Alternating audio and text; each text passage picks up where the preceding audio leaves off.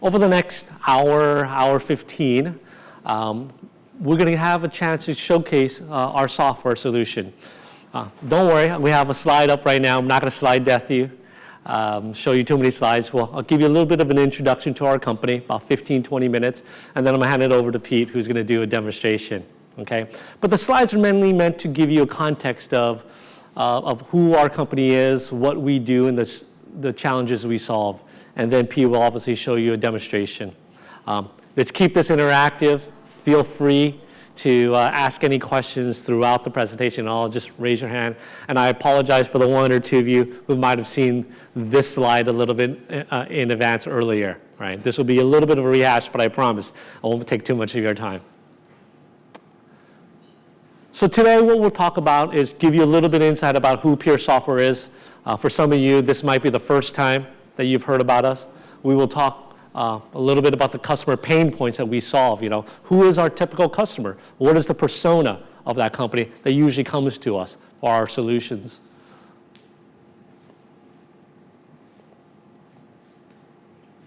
Well, key benefits for customers. For those customers, what are the key benefits they're going to be deriving from our software?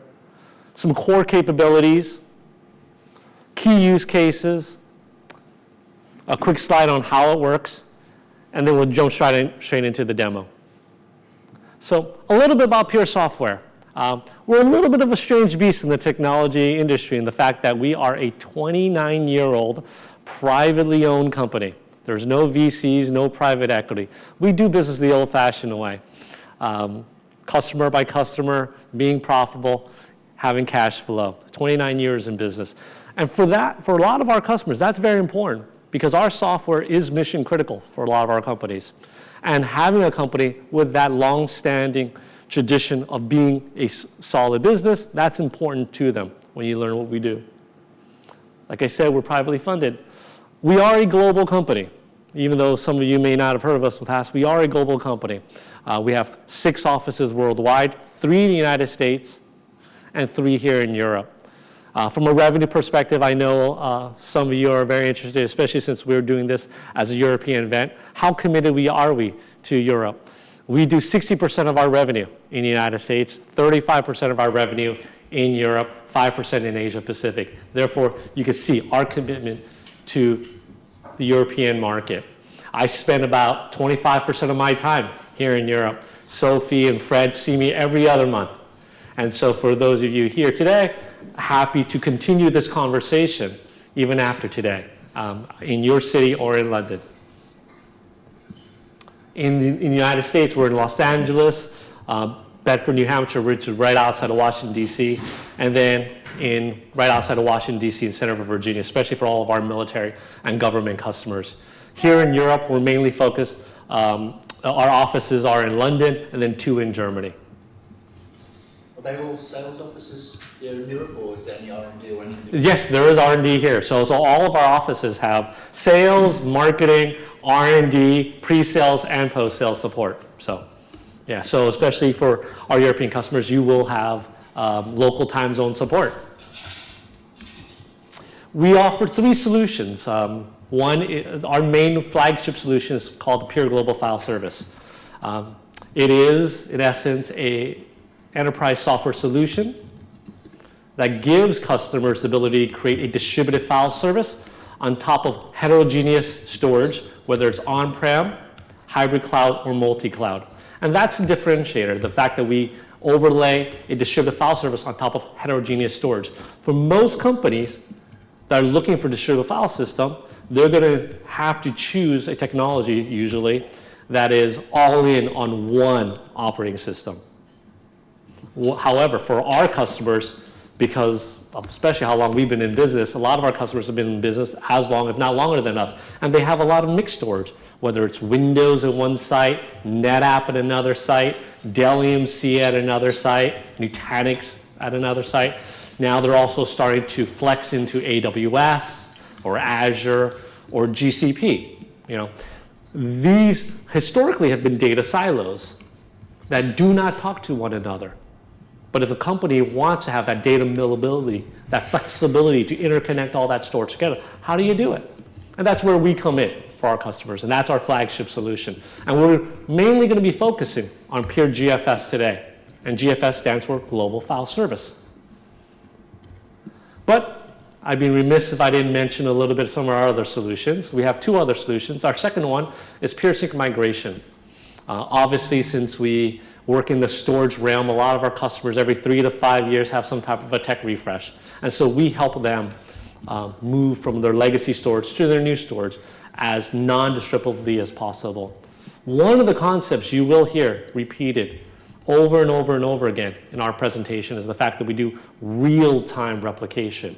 Through our partnerships with all of our storage partners, we have connections into the file event streams. As events occur, our software sees that those events occurs, and then we replicate it over to the other side. So, especially from a migration perspective, that's very powerful in the fact that most people who do migrations from a storage perspective have a long cutover period because there's a final scan, right? Especially for those of you who've used Robocopy in the past. There's a final scan. Imagine doing a final scan across 5 billion files. How long is your downtime window when you have to cut over? Because our software is real time, there is no final scan. You just flip the switch from legacy to the new storage. So a lot of customers do come to us for that. However, that is not our main focus of a business. Our main focus is PeerGFS. And finally, we also offer the Peer File System Analyzer. A lot of times when we're being in the storage space, a lot of times before you do any type of distributed file service, any replication, any synchronization, any high availability from one system to the next, we always ask our customers, what's in your system? We always get the very simple answer, 100 terabytes. Oh, how many files, how many folders? I'm not sure. How many applications run into it? I'm not exactly sure. The File System Analyzer gives our customers the ability to have a rich telemetry into what exactly is on their storage system. And the interesting thing is it's free. We offer it free on our website for our customers and partners to download and use. So they have rich information to what their storage system has so that they can then make better, more intelligent decisions on their storage. Key partners, as you've probably heard, I've mentioned a few of them already. Our customers traditionally come to us because they have some type of Microsoft Windows server or they're in Azure. They have a NetApp filer. They have a Nutanix file system or Dell EMC, Isilon, VNX, Unity. Or they have AWS, they have an object storage S3 of some sort, or now maybe AWS FSX for NetApp. Any VMware vSAN? What? We don't work with, so we work on a file system. So any filer that is running any of these operating systems. Okay, so you're not looking to also overlay on top of other types of storage, just filers? Just filers of sort, exactly. Not block storage. And then our executive team. I won't bore you on that one. So typical customer, right? So it's important to understand who our typical customers are. Our customers are those that have a large distributed team around the world, especially with the pandemic. Distributed teams are here to stay more and more and more. People just don't want to travel anymore. So our customers are always multi-site.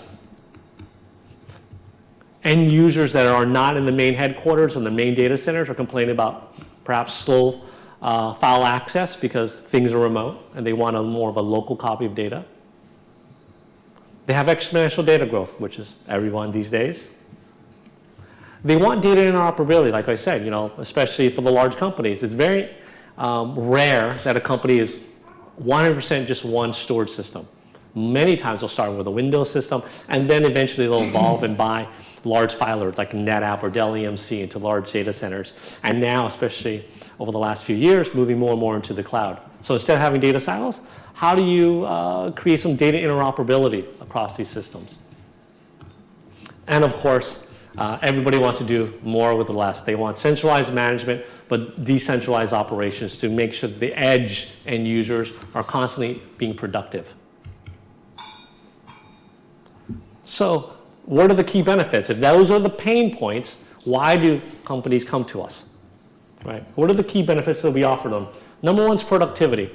If you have a large globally distributed team with many offices everywhere, you want end users to have fast access to productive data, right? Instead of, if I'm sitting in Los Angeles and I need to work on a project with Pete in Munich, do I need to reach out across the wide area network and access the Munich file share? Or do I have a local copy of that data? So customers come to us because they want to be productive. They want a local copy, a local cache of sorts. Okay, but if both are working with the same file, how do you manage the integrity? We have integrated distributed file locking. So, yeah. So not only do we syndicate or replicate or synchronize that data across distributed sites, but as soon as a file is open, we see that file is open in real time because of that integration, and then we extend the file handle to those other sites, in essence locking it down. So Pete, if he tries to open that same file that I'm working on in LA, he'll see the very comment, this file is currently in use. Do you want a read-only copy? Do you want to be notified when it's available? Right? So productivity is huge for our customers. That's one of the number one reasons they come to us. The second reason is they want resilience. They want high availability. The fact that we have multiple copies of the data spread out across the world, if one site dies, our software also gives them the ability to automatically fail over to another site. Agility, right? Agility, flexibility. Right? A lot of times, a lot of customers come to us because they want to future-proof their distributed file service into the future. They might be using Windows today or NetApp Filer, but technology changes very fast every few years, and they might want to switch from one storage system to another in the future. With our software, it's very easy to make sure you have that flexibility built into your solution, especially if you're flexing into the cloud as well. We're able to integrate on top of all your major existing storage vendors. Now, arguably, we do not support all the storage vendors. However, we're open to partnering with all the major storage vendors. And so there will be more storage vendors that we support outside of what you see in their key partners. And finally, extendable. Customers come to us because for distributed file service, a lot of times from the other choices out there in the market, you have to choose between all on-premise or cloud first. If you've heard, if you notice, one of the key things that we always do is about being flexible. So we also want to be extendable to customers. We're not a cloud-first company. We're cloud optional. We're very cloud friendly, but we give the power to the end users to choose where their data sits. Do they want to be wholly on-premise? Do they want to be hybrid cloud? Or do they want to be completely in the cloud and multi-cloud? Right? With our software, we give you that ability to extend it any way you want. So through these four main tenets, this is what customers come to us for. Productivity, fast access to shared data because you have a local copy with version conflicts managed. Resilience, high availability. One site goes offline, automatically fail over and fail back between the sites. Agility, cross-platform integration, and then high remote cloud support. You can flex it into the cloud if you wish. Core capabilities. We talked about these, cross-platform support, real-time Delta-level replication. Our distributed file service works real-time, meaning that as soon as an event occurs on any one site, we automatically replicate it to the other site. And if it's a very large file, and it's a modification, we take a look at just what changed and replicate only the changes that occurred. Integrated distributed file locking, per your question, right, to control version conflicts. Now, it's important to note here today that we focus mainly on SMB files, CIFs. We don't support NFS, that's coming. I'm going to relaunch that soon. Watch out for that announcement in the next coming months. But we integrate with DFS namespace to control auto failover and fail back. I mention this because this is a very important point. We deliberately chose not to create a proprietary virtual file system. We deliberately chose not to create a proprietary virtual file system. And we chose to enable namespace through a very generic industry-wide standard, which is Microsoft DFS namespace. Why? Because we've seen over 29 years in business, many companies come and go in the virtual file system space that VC funded, couldn't turn a profit. And so a lot of companies in the past have been burned on a proprietary virtual file system, because once you go all into it, to get out is very difficult. So over 29 years in business, we've asked our customers, do you want us to create a proprietary virtual file system, or do you want us to integrate with an industry standard and keep it open and native? And they've always told us, keep it open and native, because it gives us, again, that flexibility, right? Even though it's bad for us from a business perspective, we always say, easy to get in, but also easy to get out of here as well. We choose, hopefully they don't ever get out, but it is easy to do so. So if you're using Microsoft VFS with the multiple links of the active and standby or the copy, you manage the copy at the share level, the multiple copy, because it's a share that has all the copies on the real site. Yes. Yes. Share level, you decide if you want 2 or 3. You can get granular. You can actually get more granular than that. You can choose it down to a file, right? So as we'll see in the demonstration, you can get very granular. You can just choose a particular file you want to share. You want a subfolder, a root folder, a share, a volume. It's very, very granular what you do. There's also very powerful filtering capabilities in the software as well to say what you send out and where. And you'll see that very clearly in the demonstration. The next thing is, a next feature capability we have is something we announced about 2 months ago called DSU, Dynamic Storage Utilization.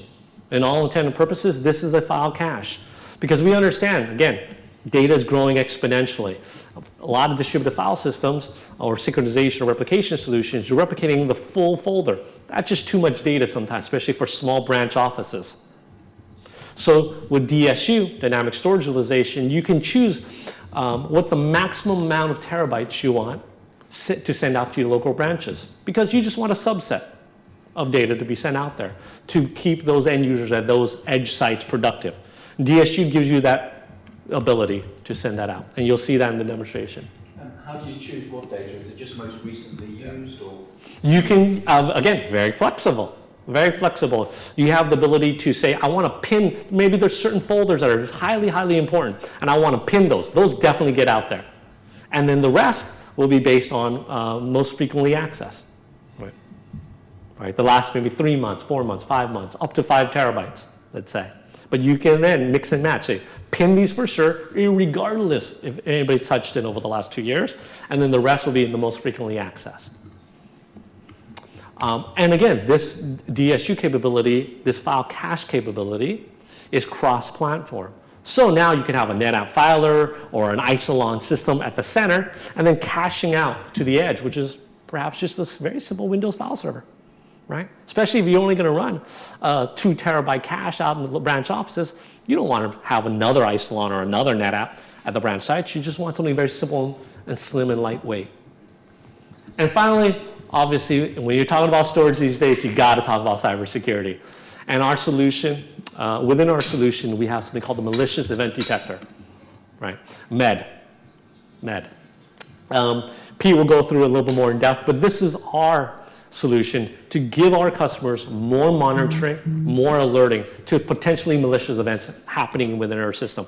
The press release that you are getting today, that is an embargo date for Monday, talks about an expanded partnership we have with a company called Pulsar Security that is profiling ransomware, continuously profiling ransomware and malware to see what the digital fingerprint, what it looks like as it infiltrates a file system.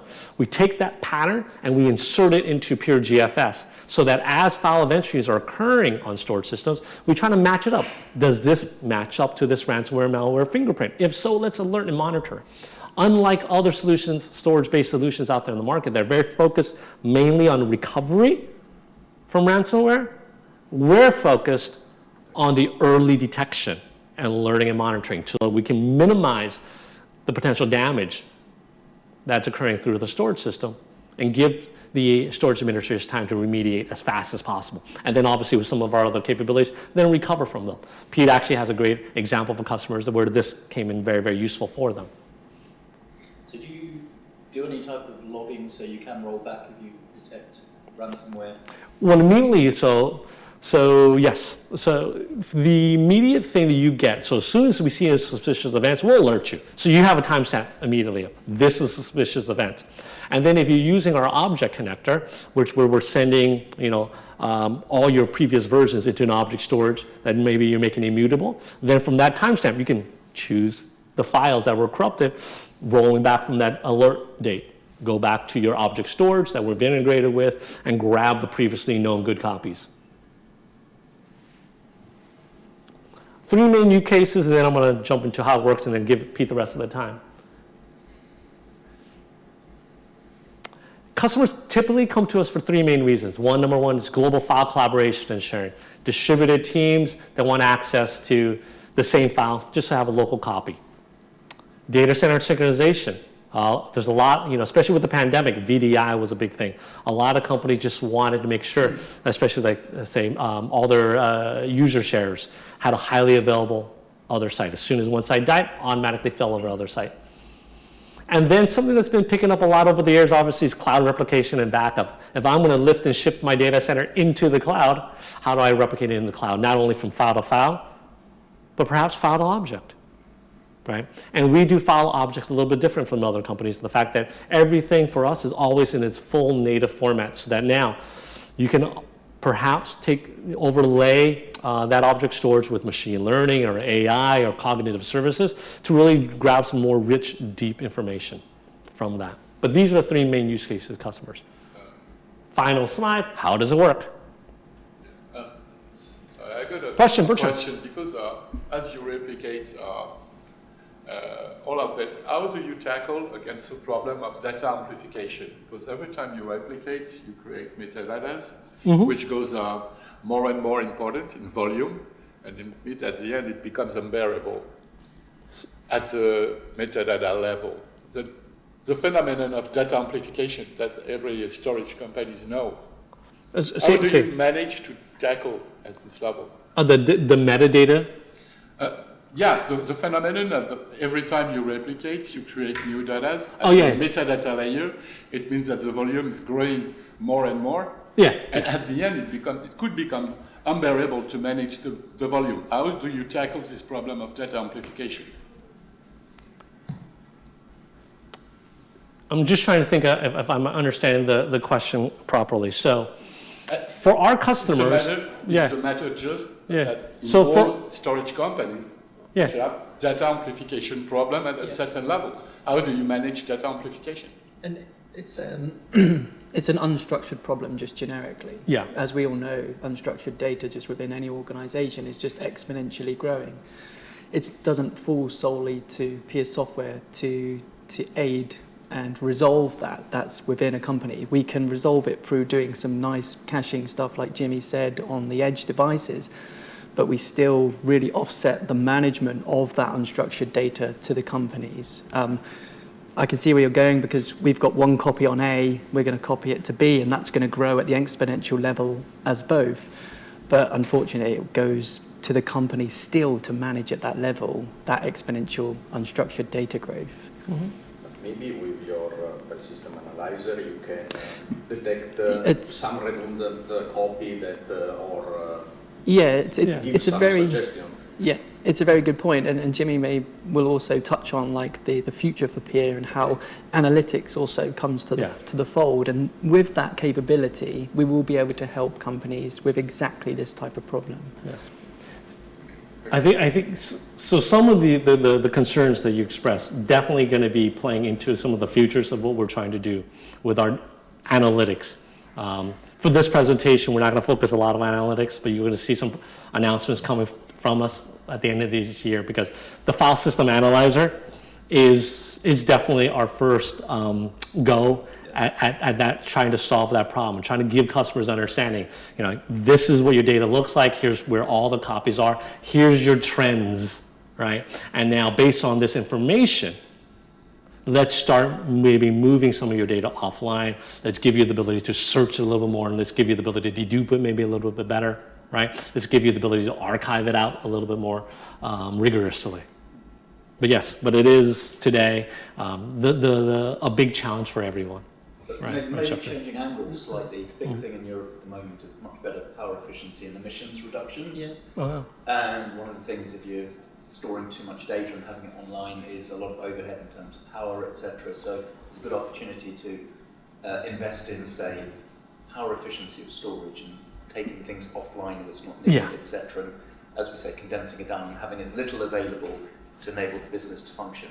yeah, and I think that's, from a dynamic storage, let's say DSU, it was going toward that trend, is saying storing as little as possible. I always think of it as hot at the edge. You want hot data, things that I'm always using at the edge. And then my main data center will be hot and warm data, things that I'm definitely using today and maybe something I've used in the last year or so, and then extending the rest of that data into the cloud, right? Which is basically an archive of sorts. And trying to give you that intelligence long term is our goal, to say that you can start moving your data exactly where you need to be so that you have a smaller footprint, less energy usage, right? Less floor space, less management of different servers. Do you have any metadata management as well? We do not focus on metadata management. I know like other companies out there in the market space do focus on that, right? Like I know Hammerspace, as an example, is a great company that I've been hearing a lot about that focuses mainly on the metadata management. Well, on the opposite side, do you have an API to open the capabilities of your solutions to the metadata managers? APIs for the... For example, moving data across, or you're receiving some requests from the metadata managers to move. For other companies to grab the file event streams that we collect and then for them to move it. Well, we have an API, but that is not a use case that we've envisioned for the APIs today. Yeah, not yet. Using Not yet. Swagger, there is a capability that you can interrogate our system, Yeah. and that really starts to get momentum. That's come out probably in the last 12 months, Yeah. and that will be built on moving forwards. Okay. I'll go through this real fast. How it works, just so that you have a visual in your head as we go into a demonstration. Yeah. Here's a quick example of different storage systems, different sites with an object. Storage as well connected. Our software has two main component parts. The Peer Management Center, I like to think of this as the brains of the operation. This is where you configure, manage, and monitor everything. And then we have Peer Agents on a Windows server. We will sit just right inside the Windows server. For the large filers, we'll sit off box on a Windows or Linux virtual machine. Those agents basically register itself to the storage system, and those are the eyes and ears into the storage system. As soon as an event occurs on that storage system file, open, close, add, delete, modify, our software sees it immediately and then tells the Peer Management Center, this has occurred on this system. What do you want to do about it? And then based on configuration, based on the storage administrator's configuration, the Peer Management Center will take the appropriate action to replicate that action to those other sites that care. Now, please note, like we said, we're very granular in how you configure things. You can say, I want subfolder A just between sites 1 and 2, subfolder B between sites 3 and 4, subfolder C across everything. You can pick and choose what you want. You don't need all data everywhere. Just to, again, going back to your point, Bertrand, we want to make sure that we don't create data sprawl unnecessarily, right? We want to be very granular in how you control things. And flexibility and control are core tenets of our software. The NetApp filer, like we said, sits on a Windows or Linux virtual machine. EMC, for NetApp, we can connect via their F-Policy API. For Dell EMC, we connect via their CEE API, their Common Event Enabler API, which gives us that rich file event stream. And then Nutanix Files, we connect through their API. Everything connects to the Peer Management Center. And then if you wish, we can send a copy of all that data into object storage, Azure Blob or any S3 compliant object storage. Now, when we put it into object storage, every file is a separate object in its native format. We do it very differently than the other companies out there. We take a snapshot of the storage system, one snapshot, one object. And then if you want to analyze it, you got to break it open. We do it differently because if you wanted one snapshot of one object, you already have that. We do it differently so that you can, if you wish, integrate machine learning, AI, cognitive services into it. We believe in the future. People want to do more with their data. There's a lot of rich information in that data. And if you encapsulate it in proprietary encoding, you can't dig into that data.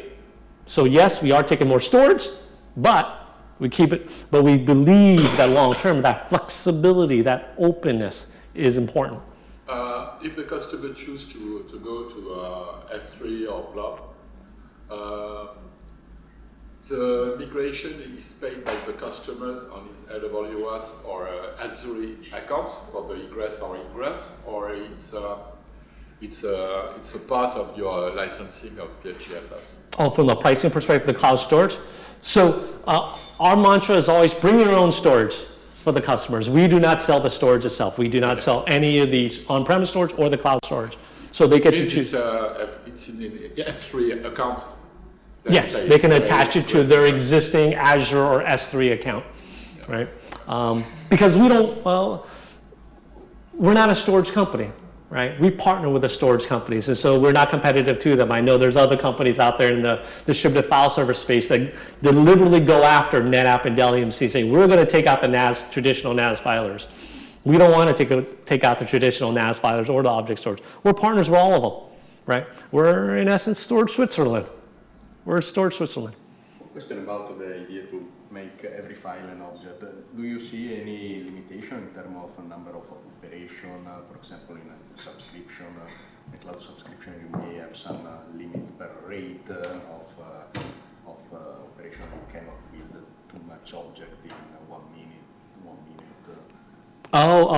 Because this kind of throttling that are usually for security perspective for the cloud provider to avoid that. To throttle, the throttling. So a lot of customers, like for us, the ones that have a large amount of data, especially like Azure, they'll do like express route.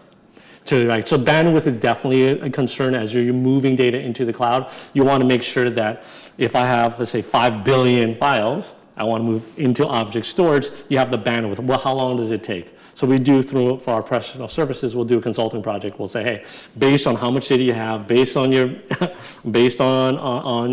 your pipe, this is how long it will probably take to get through. And then obviously we'll work with Azure, AWS, which are our partners, to make sure that the entire ecosystem is in line to meet the customer need. And would you also support, say, the offline method of a snowball?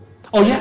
Yeah. Mm-hmm. What's the management center? What's the sort of entry spec it runs on versus how scalable is it? We have to understand, obviously, how it's going to be deployed, because we do go into very enterprise environments. So there is a minimum spec requirement, and that is not a great deal. We're talking like a VM with probably 4 CPU cores and probably 6 gig of RAM. Depending on then understanding the environment, the real-time change rate, and what the PMC is going to have to contend with, then we have to scale it up. So in an enterprise place, we've got banks in London. We're probably looking at some sort of 12 core machines with probably 8 to 16 gig that we can process. Okay, so standard like 1 or 2 rack server would be fine. You've got it, yeah. Yeah, it's no, because all it really doing, the PMC is doing, it's managing traffic.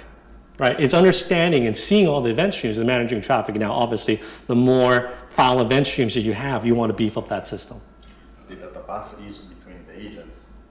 Yeah, so another great point. So you have flexibility actually in our software of how you want the data path to go. So number one, we are not in the data path, right? So end users access the file shares like they always access. We're not in the data path, because that's important to know, especially if you're configure the DFS share. Exactly, Okay. and then configure the DFS share, and then end users access it through there. But we're not interfering with that access, right? Especially if you buy a very expensive NetApp all-flash FAS, the last thing you want to do is another company like ours to insert us on the data path and then ruin that performance. Also because you have to manage the access, the Exactly. permission, Exactly. something crazy. Yeah. So and I mean for the replications, the data path. yeah, and then from a replication perspective, by default we do hub and spoke topology. Everything will flow through the peer management center. However, we also have the ability now to do more peer-to-peer, especially for large multinational entities, where you just say you have 3 offices in the United States, 3 offices in Europe, and 3 offices in Asia Pacific.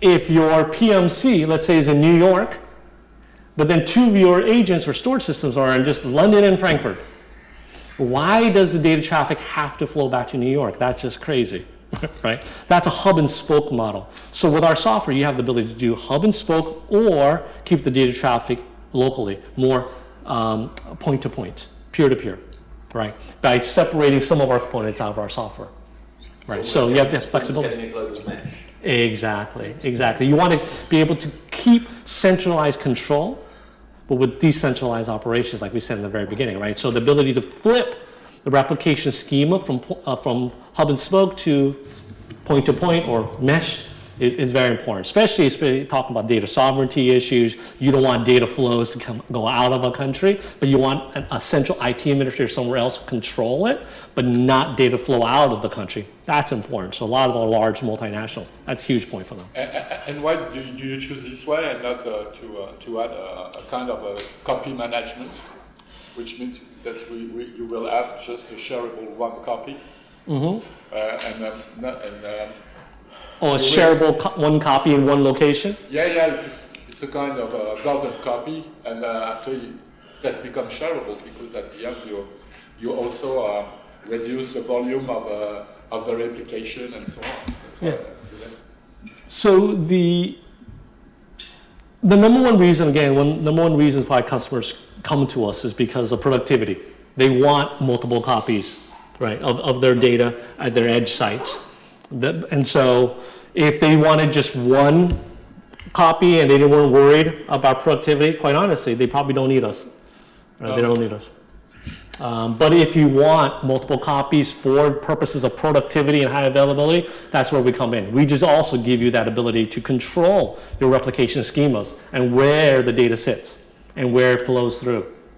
So you can manage data that you can't see from a central place. So if you're in Germany, you're allowed to let the data out of Germany.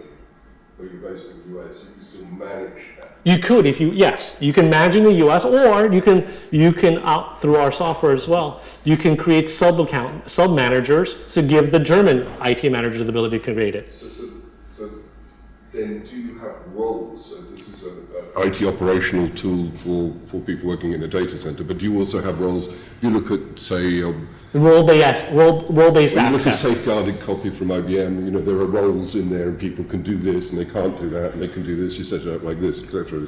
Yeah, in terms of the management of the software, the administration of the software, you can do that. So I can tie in the software into LDAP, domain-based, and I could give Jimmy just the access to certain jobs that look at the 2 sites in America. He can't see anything else. He just sees those 2, if that was going along the question. I mean, it's difficult, isn't it? Because you've got people setting policies that aren't technical at all, and you've got very technical people managing these things. So how does the non-technical person understand what it is they're trying to protect and what the roles are?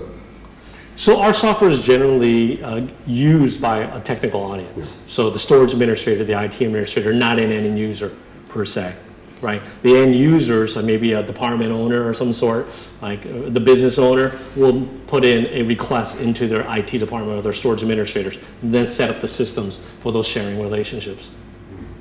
I think that's a nice point as well with our solution, that for the end users, it can come on and fulfill this great capability without them really recognizing it. Yeah, so if you go to SharePoint, there's check-in, check-out, or at least there was, and all of that type of thing.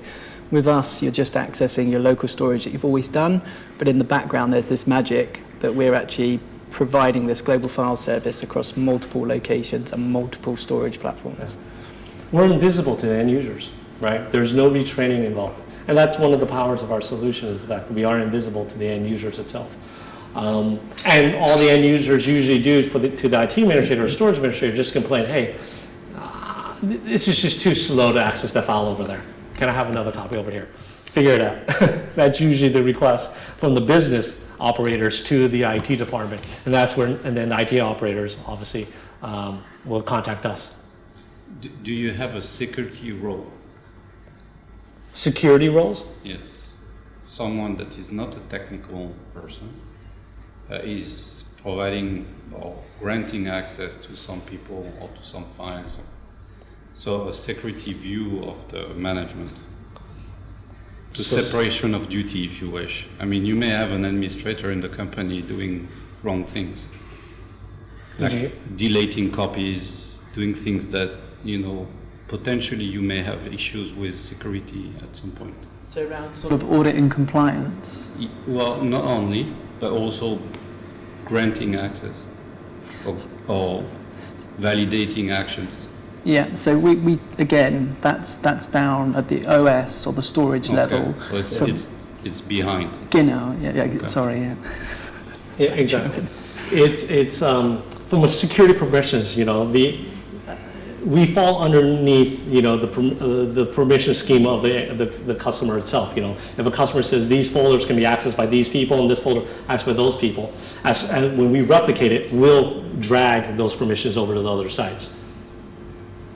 Apologies, I missed something, but is there a role for natural language processing which will convert a English description of what the permissions are and a sort of legalistic type description of what the permissions are into a technical set of permissions? Is that making sense to you? Yes and no. We don't. So I think the key thing here is, are we talking about permissions of access, or are we talking about permissions at the file and folder based level? So that's probably because when you came in, that's what we're talking about in terms of the data and users accessibility. It's at the file and folder based level, and we leave that to the SMB capability that is there. So permissions, ACLs, NTFS, all of that is within the remit of that domain. And the permissions of our own application and software, that's what we can manage to some degree. Okay. I'll take this offline. Yeah, sorry. I'm just going to finish off, and then we're going to go into the demo real fast. These are great questions. I'm sure we're going to get more questions onto it.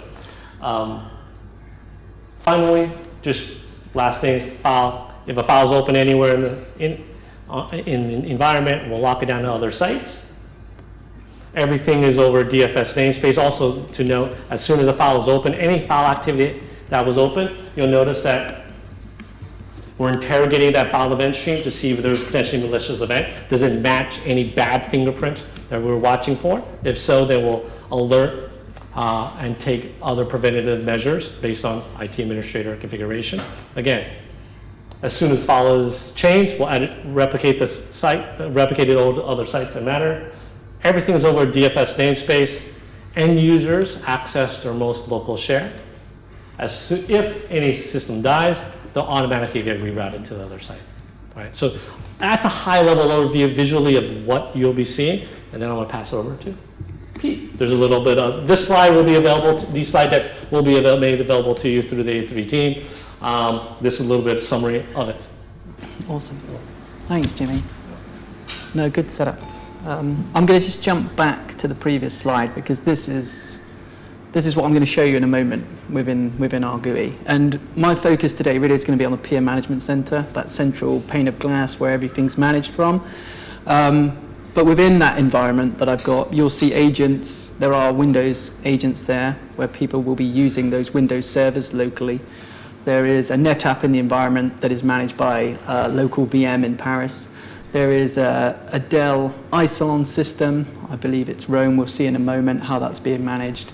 And there is a Nutanix system in the environment that is being managed across in America. I just want to add some color to this as well, because Jimmy was right in what he said around how do we get, it's all about active processing. So how do we get real-time events off these systems? And just to quickly touch on that, PeerGFS is doing that through different APIs and connectors that we have with these NAS systems. Could you put the microphone a bit closer, because I'm a bit deaf and I can't hear. Yeah, is it this one? Thank you. Is that better? I told you I had a lady's voice. Oh, it's just for the cameras, it's not for the... Is the microphone on? No, it's just for the... It's just recording. yeah. So regarding these different types of connectors, it's all done through an API means. Okay, we can't install on a NetApp system our capability because the NetApp runs on TAPI, right? A Nutanix system will run the AOS software. So how do we get events off these NAS systems? Because we're not doing block transfer here, we're doing file and folder based transfers.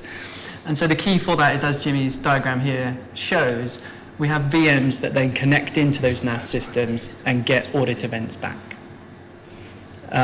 Those audit events from the Nutanix side, API was designed with us in conjunction with Nutanix. It's the audit tracking API. That's all done. We spin up a VM on the Nutanix cluster, AOS cluster. Through the managed roles side, we then just connect in, and hey presto, when a user opens a file, that information comes to us instantly. We process, move the files across to the PMC.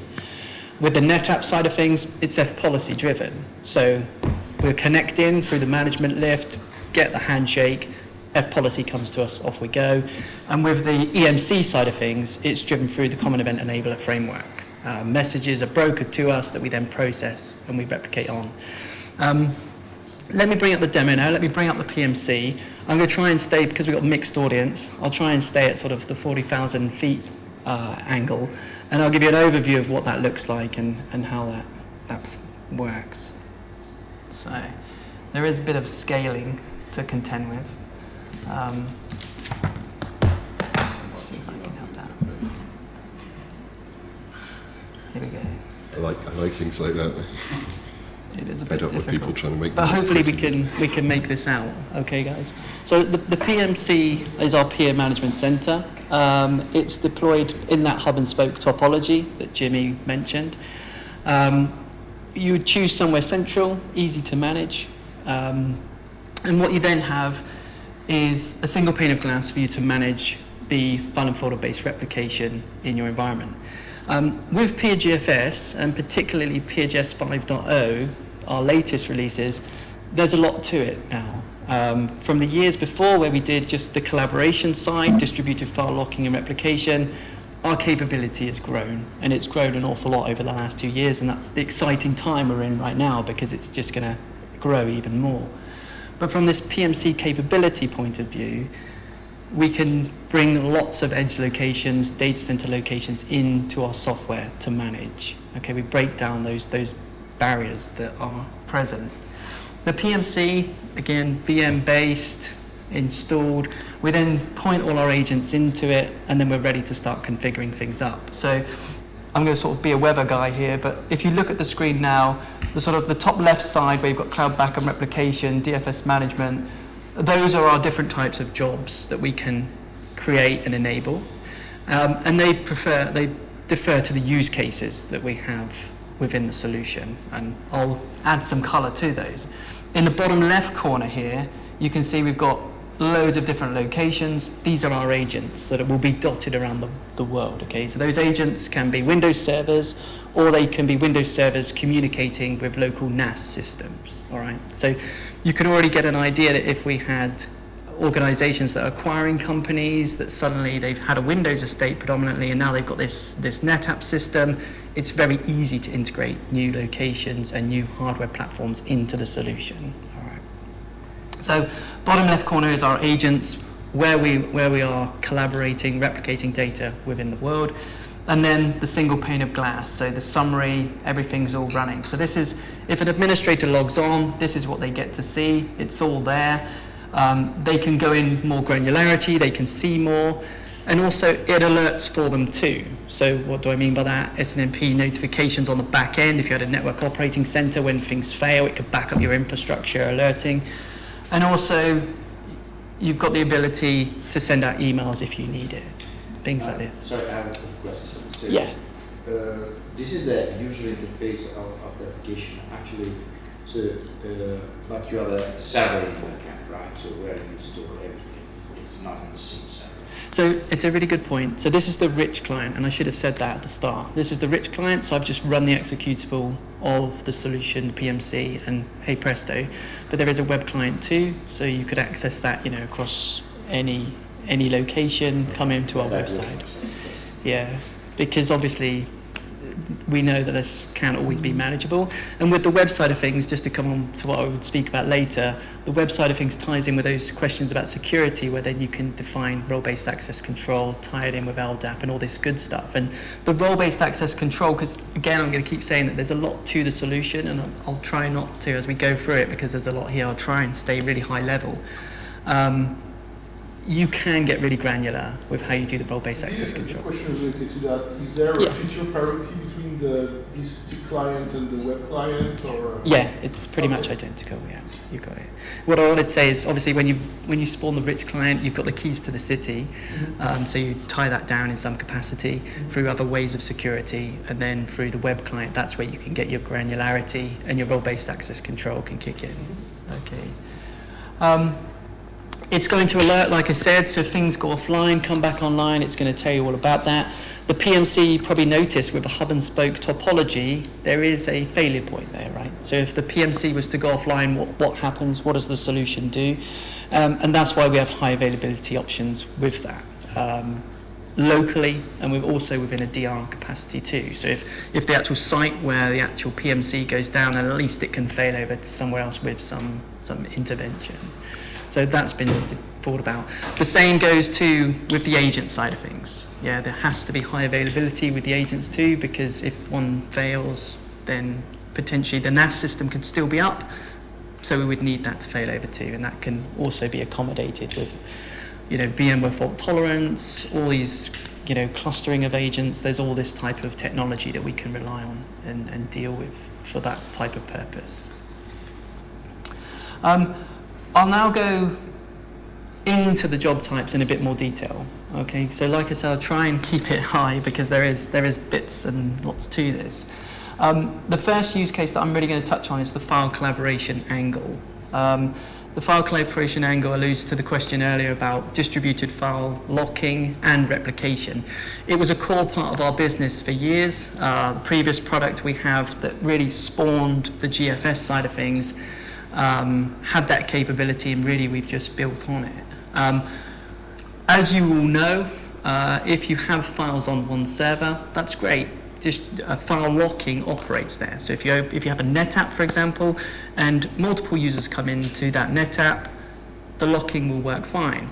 But if you then spin up technology that replicates that data to another location, all of a sudden users can access data at the same time, and that's where the chaos begins. So with Peer, what we've done is leveraging this real-time capability. We can get that lock information, that open information, we can process it, and we can lock the target instances. So good example, here we've got some project data. If I click onto that, I can see in my participants that I've got a NetApp here in Paris, there's a server in New York. This has got distributed locking as we speak. If anyone wants to open a file in the project data share in New York, it would be locked on the NetApp system. So it really does preserve that version integrity. And there's always some questions that come around this, and I'll try and preempt them a little bit. But the key thing here is we're maintaining that integrity. We've got some very big customers, like I'm based actually in Munich, so we work a lot in the automotive industry. And version integrity is really serious for those types of companies, because if something is to happen in a drawing, for example, two people are to modify the same one, the version control is not quite there, they're believing we're doing it, and all of a sudden things go off to production, that could be very, very valuable for companies. If you have a network problem, can you decide that one is the master or the main, and in case the agent can communicate, the other is just read on? You've preempted sort of the next part, and the next part is regarding that project data. Let's overlay how the users access that data, and this goes back to what Jimmy said earlier about the use of a namespace. And Jimmy was spot on with the reason why we decided to adopt Microsoft as an industrial standard for namespacing. People don't have to migrate into our own namespace and all that uphill battle. So using a namespace, we can leverage that where the users would come in. So in my instance here, I have a namespace connected to this project data. So you can see here, that is the namespace that they would reach. The way that we're doing this is I use a domain controller where I have an agent, and I send off PowerShell commands, and I just query the namespaces to see what's active, who's looking at what. And then through that namespace, I can control through this tool who looks at what. So the GUI's playing up a bit, but down here, I can say which ones would be active. If I wanted, I could disable target folders.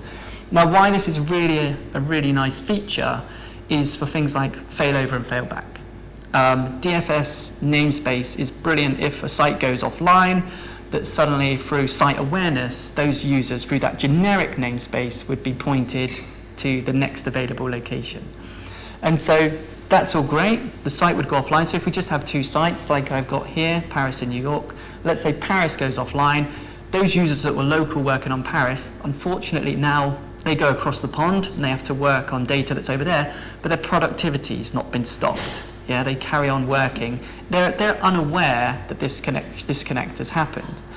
Our software then would be checking to see if that site comes back online, and when it does, this is another good capability within our tool, that it then suddenly determines what to do next. It would keep those users across the pond in New York, because what we then have to do is what's just happened, what's just changed in Paris, what needs to be brought up to date in Paris, and then we start to replicate back, and only at the point when everything is back in sync, everything is replicated successfully, do we then, through the namespace, allow that to be published again and make it active, which then means the users can then be pointed at either or and start to work highly available local again.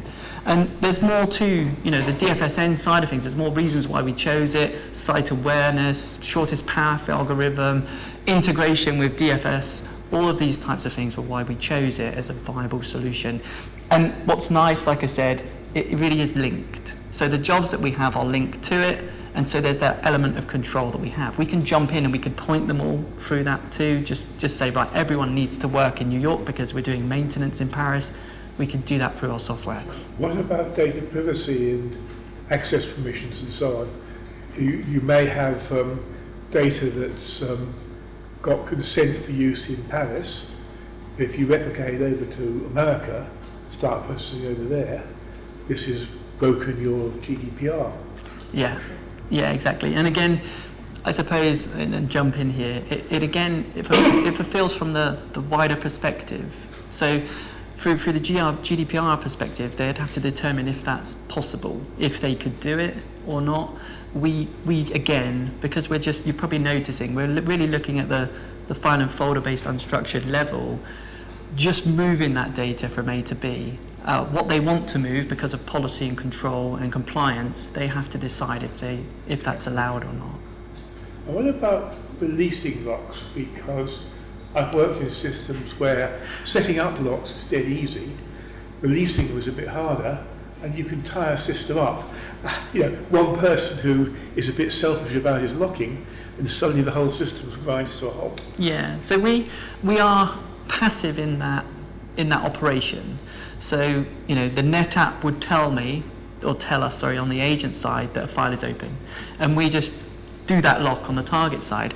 So if we had users that were being very aggressive with that, keeping documents open for days, that would then fall to the administration of the system to go onto the NetApp and say, right, stop that file access. We can't do that through our software. No, the information's useful. You need to highlight the fact that somebody is keeping applications locked for data locked for. And through the interface, you can see a listing of all the open files in the environment. So you can, if you wanted to see what are all the open files available right now within my environment, let's take a look at it. The IT administrator or the storage administrator can say, oh, that file's been open a long time. I'm just going to kill that access. So the storage administrator does have the power to go into the file and just deny access. And then once we see that as closed, then we'll release locks on other sides. Well, I was thinking of policies on the RANs.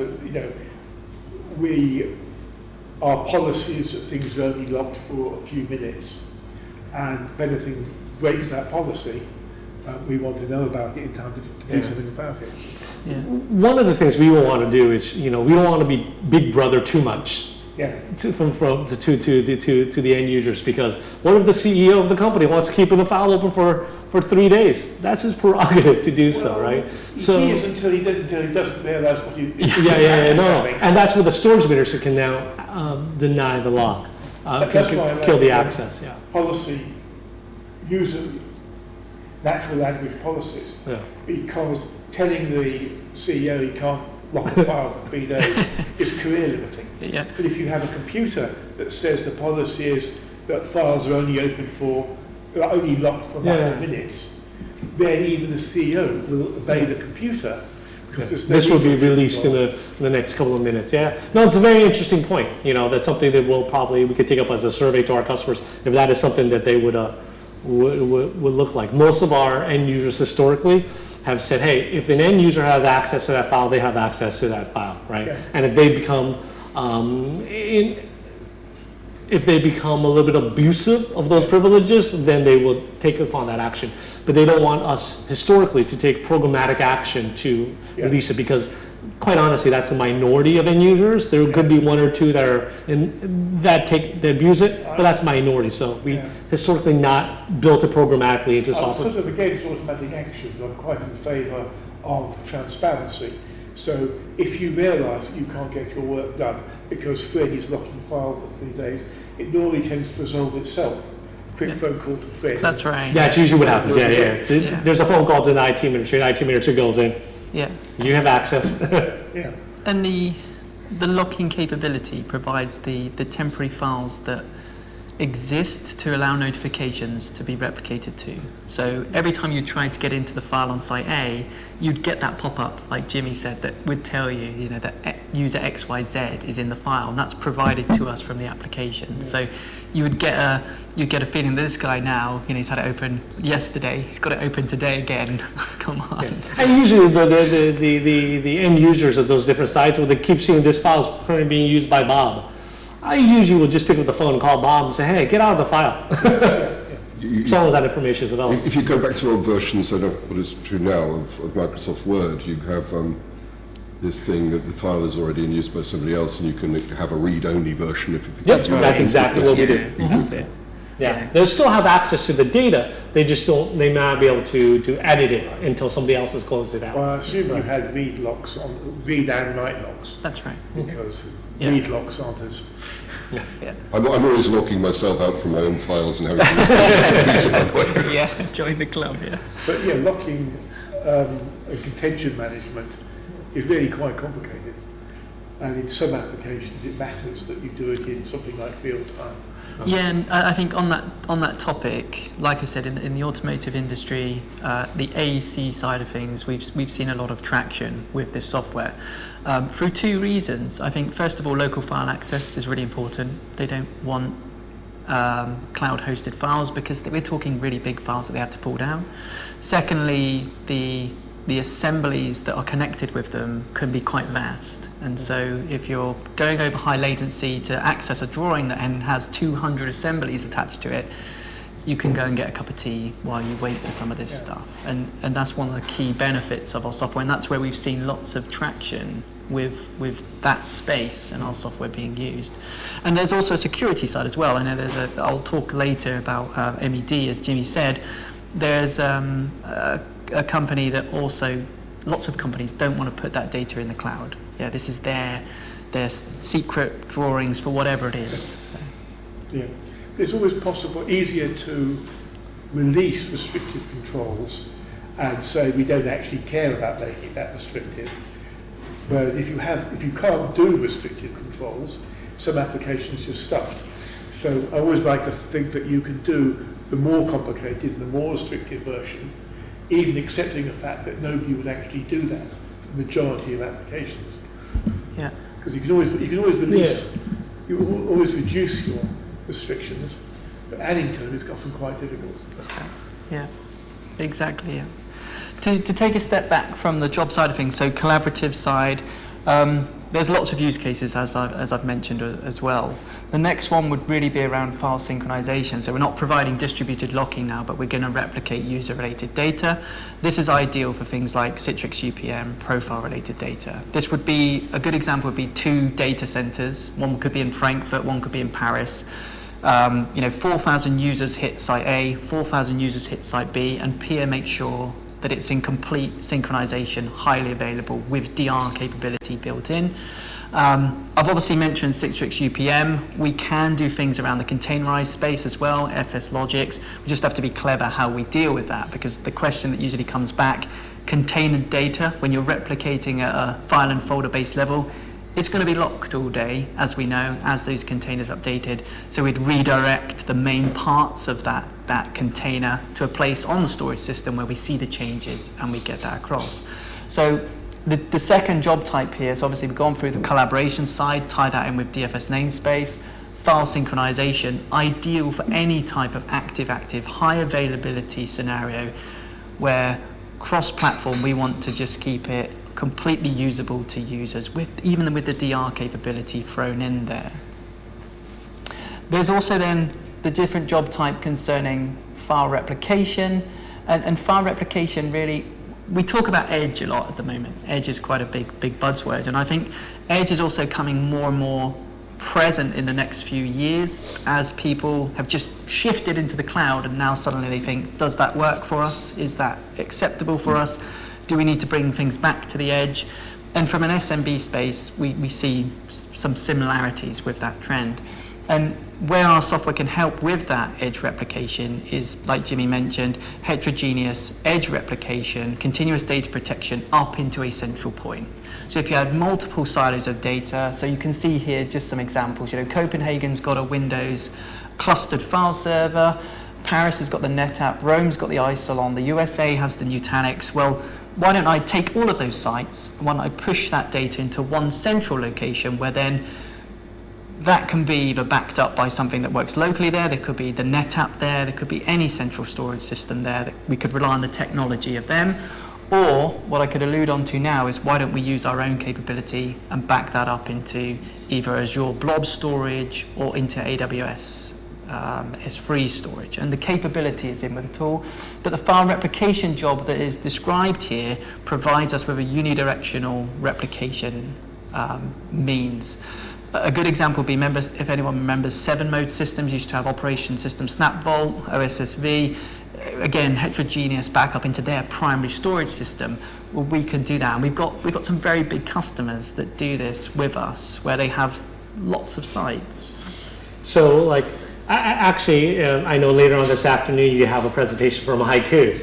So even out in the field, Haiku and us, we do a lot of joint marketing together, because we take all those edge systems, replicate it into one central system, and Haiku will come in to that central site and just back it up, right? So we're the ones that are able to give you the ability to consolidate. Let's say, like one of our largest customers, 126 Windows systems, replicating down into one or two main central NetApp or Dell EMC filer sites, and then consolidating that information to those central sites. And then another solution, if you're not using our object connector, some other solution sitting on that main data center, and then backing it up somewhere else. So we are, this job is a consolidator of data. Yeah. And in real time. Yeah, one maybe emerging topic, because you were talking about edge computing. Another thing that we're seeing is the emergence of FinOps, and the fact that you may want to replicate data or store it, migrate it to the cloud. Do you see yourself maybe implementing something like that in the future? I'm looking at maybe giving the option to customers to see what their migration would be from a footprint cost standpoint if they were to migrate it to AWS or to migrate it to Azure or whatever else.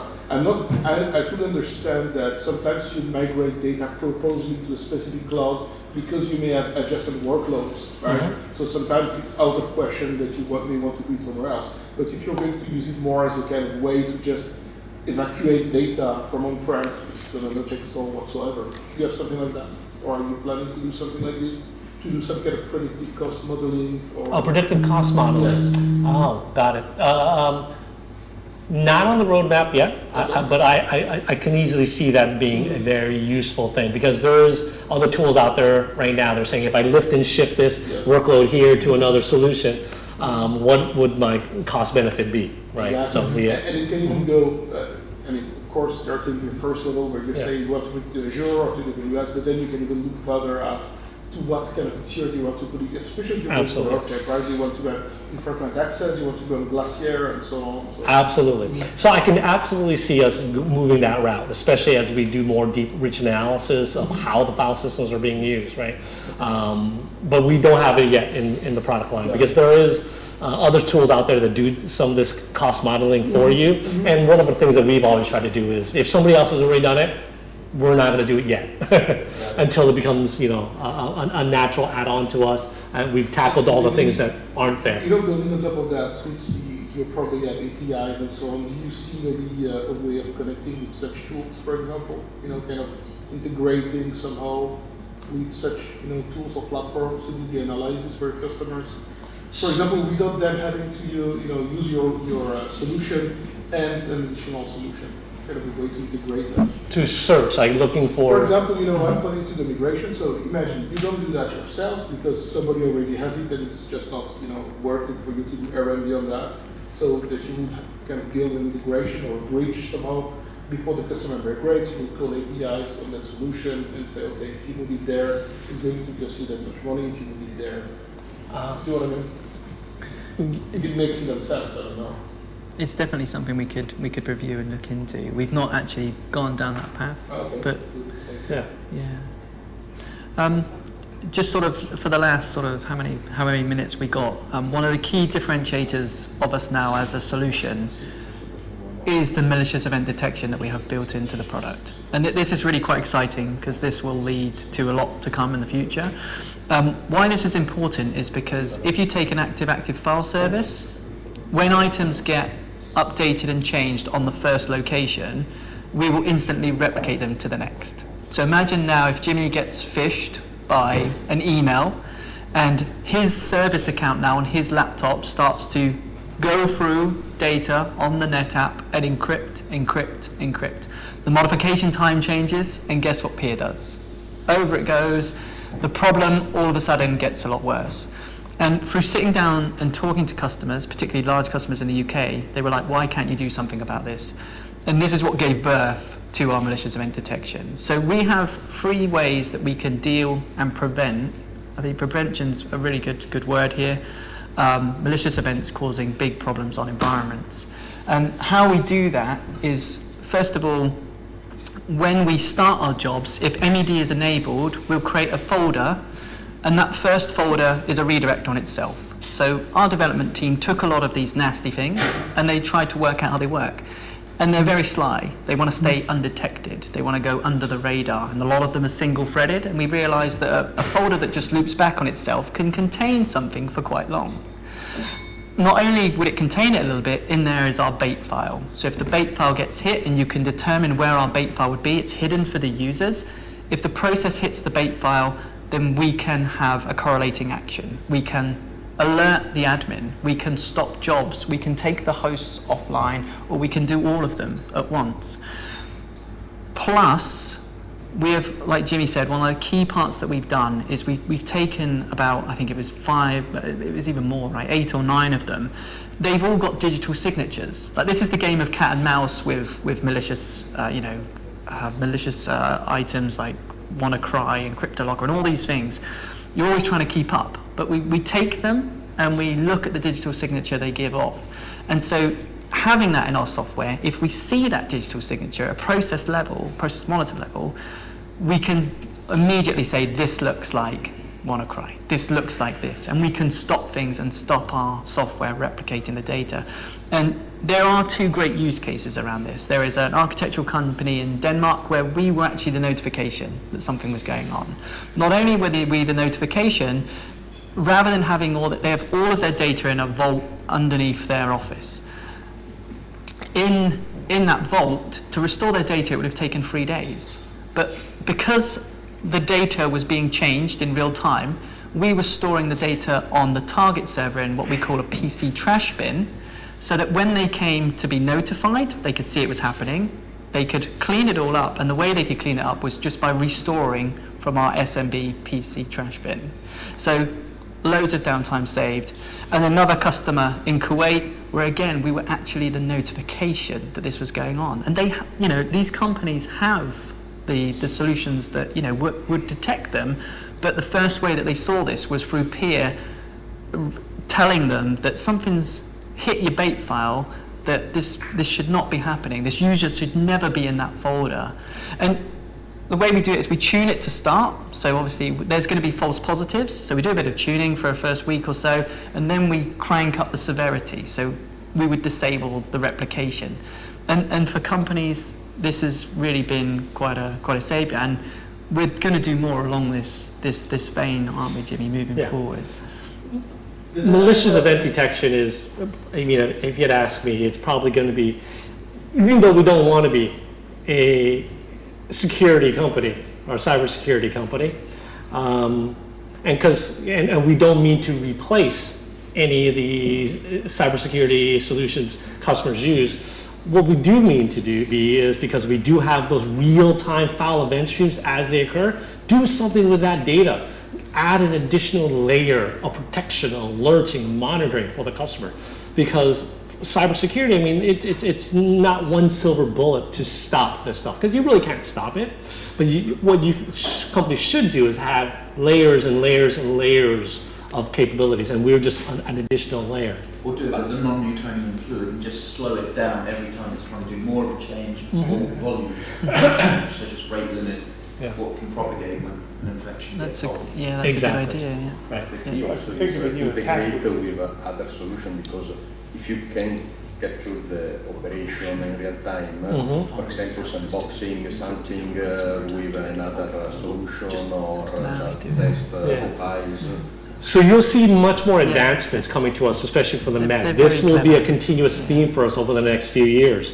Absolutely integrations, because the unique thing about, if there's one takeaway that you should have from this, not only do we do a distributed file service, but heterogeneously, it's because it's that real-time file event stream that we get across all this heterogeneous storage.